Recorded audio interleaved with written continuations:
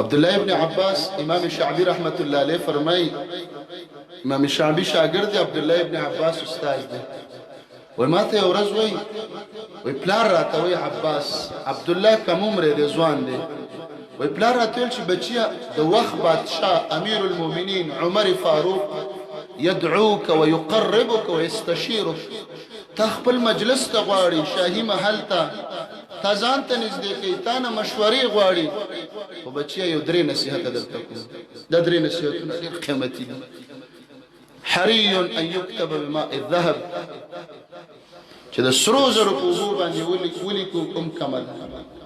پلار بچی ته څه وایي چې بچیه بادشاه سره خو دې ناسته ولاړه ده، ځکه دی عالم او امیر المؤمنین علما ډېر خوښ او عمر نه دی کم.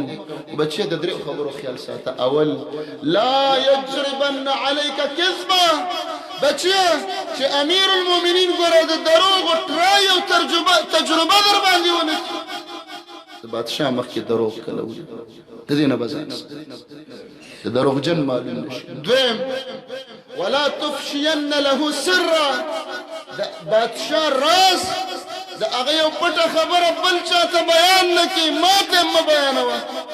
بچو ته دا ووایي چې د چا خبرې کور ته مه راوړه او د کور خبرې بهر مه وړه. د تره کره چې لاړې د تره د کور خبرې به دلته نه راوړي.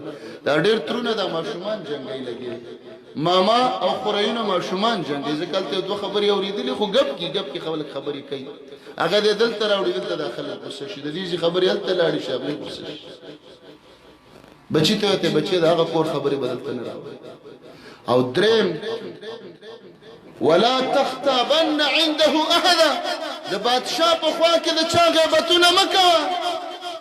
دا کمال دی. بچیه بس خپل عزت ساته، د چا غیبت مه کوه، د چا کمه مه بیانوه، د چا سپکه مه بیانوه. په دې سړی خپله کمزوري ښکاري، سپک سړی په همدې معلومیږي چې د بل سپکه بیانوي. نو شعبي ورته وی پلار دې تا ته دومره ښکلی نصیحت کړی دی، کل واحدة خیر من الف، دا یو خبره د زرو روپو نه ډېره قیمتي نه ده.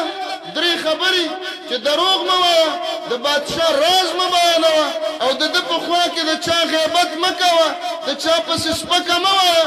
دا یو خبره د پلار تا ته د زرو روپو نه قیمتي کړې ده. ابن عباس ورته وایي ساده زر نه، زما د پلار درې خبرې دي او دا درې واړه دومره قیمتي نصیحتونه دي. کل واحدة خیر من 10,000، یو خبره د 10,000 لس روپو نه ډېره قیمتي ده. چې کله مور او پلار تربیت وکړي، الله په بچو کې هغه اثرات راښکاره کړي. بیا وهلو ته، ټکولو ته، ډبولو ته، غصو ته ضرورت نه راځي.